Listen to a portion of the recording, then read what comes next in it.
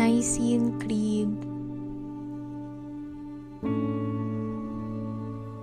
Nagatuo kami sa usa ka Dios ang Amahan, ang makagagahom sa tanan, magbubuhat sa langit ug sa yuta, ug sa tanang makita ug dili makita. Nagatuo kami sa usa ka Ginoo, si Hesukristo ang bugtong anak sa Dios, gianak sa Amahan sa wala pay katuigan, Dios gikan sa Dios nga matuod, gianak dili binuhat, usab kinaiya sa Amahan.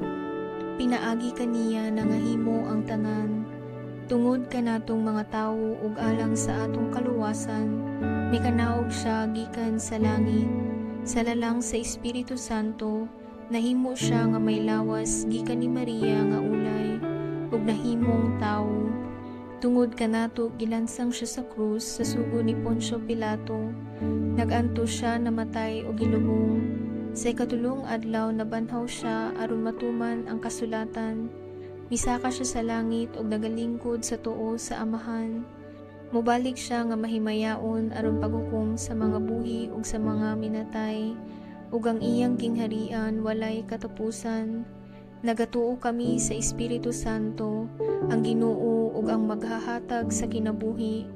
Nagagikan siya sa Amahan ug sa Anak, dungan sa Amahan ug sa Anak gisimba siya ug gihimaya ug misulti pinaagi sa mga propeta. Nagatuo kami sa usa santos, katoliko ug apostoliko nga simbahan. Nagaila kami sa usa ka bunyag alang sa kapasayloan sa mga sala.